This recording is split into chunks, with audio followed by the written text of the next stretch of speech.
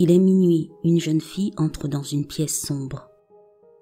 Dans cette pièce, il y a un grand miroir éclairé par 2 bougies. Elle se tient debout là, fixant son reflet dans la glace. Soudain, elle se met à tourner sur elle-même, tout en chuchotant des mots étranges, ou plutôt un nom étrange, Bloody Mary, Marie la sanglante.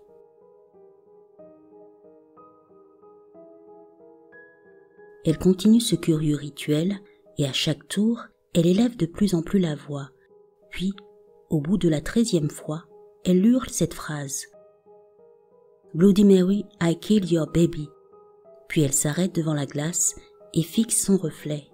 Tout à coup, ce dernier s'évapore. Puis, lentement, un autre reflet apparaît. C'est celui d'une femme, terrifiante, le visage lacéré et plein de sang. La jeune fille devient blême. Horrifiée par ce qu'elle voit, elle voudrait fuir, mais semble figée sur place. Soudain, l'entité se met à crier. Prise de panique, elle court vers la porte et tente de l'ouvrir, mais en vain. Aucune fuite n'est possible car la porte est bloquée. Elle est enfermée dans cette pièce, prise au piège avec cet esprit malfaisant, celui de Bloody Mary, qu'elle a pourtant elle-même invoqué. Elle a beau crier à l'aide, personne ne l'entend. Tremblante de peur, elle se retourne doucement, s'avance à nouveau vers le miroir. Surprise, elle constate que le reflet hideux a disparu. Malheureusement, son répit va être écourté par la réapparition soudaine et brutale de l'entité dans le miroir, plus menaçante que jamais. Dans un dernier cri strident, Bloody Mary agrippe la jeune fille et l'entraîne avec elle de l'autre côté du miroir.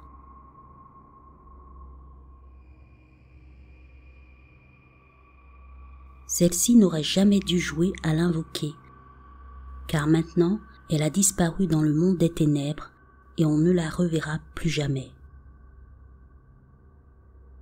Bloody Mary est une légende urbaine, un fantôme féminin qui hante les miroirs.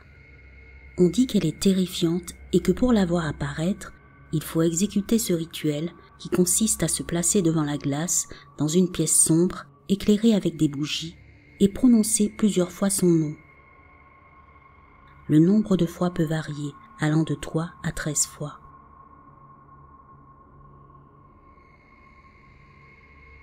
Au XVIe siècle, il y a eu une Bloody Mary qui, elle, n'était pas une légende, mais un personnage bien réel. Une reine, Marie Tudor, fille d'Henri VIII, la première reine d'Angleterre. On l'appela Bloody Mary à cause de sa cruauté. En effet, elle fit brûler vifs de nombreux protestants durant son règne. Les origines de cette légende sont diverses. On dit que Bloody Mary était une mère infanticide, une fille morte en couche, une jeune fille que son père aurait enterrée vivante, une mère qui aurait perdu ses enfants et qui se serait suicidée, ou encore une sorcière, une certaine Mary Worth. Mary Worth vivait au fin fond d'une forêt dans une modeste demeure. Elle était connue dans sa région pour concocter et vendre des remèdes à base de plantes. Son mode de vie assez étrange intriguait les villageois. Certains pensaient que c'était une sorcière et avaient peur de s'en approcher.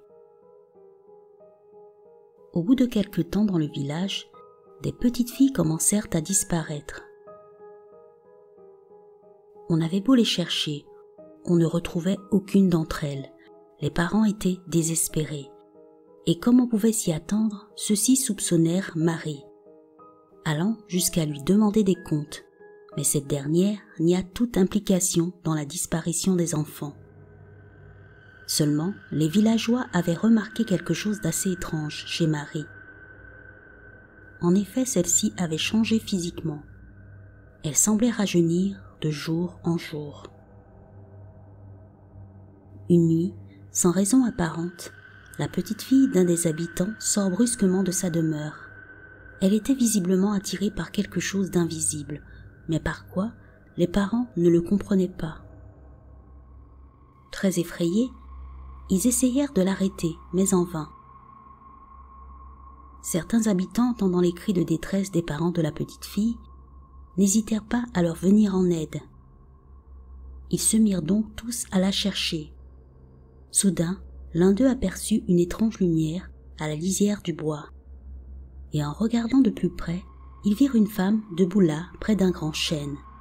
C'était Marie. Celle-ci tenait une sorte de baguette à la main et la pointait vers la maison des parents de la petite fille.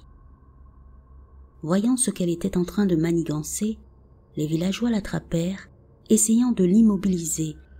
Elle se débattit et tenta de s'enfuir, mais ils réussirent à l'arrêter. Elle fut emprisonnée, jugée et accusée de sorcellerie. Puis on l'emmena au bûcher, où on la brûla vive. Cependant, avant de rendre l'âme, elle jeta une malédiction sur les villageois. Après la mort de Marie, on trouva chez elle les restes des petites filles disparues. Apparemment, Marie avait utilisé leur sang pour se rajeunir. Des personnes, surtout des adolescents, se sont amusés à invoquer Bloody Mary, et il paraît que certains d'entre eux l'ont regretté.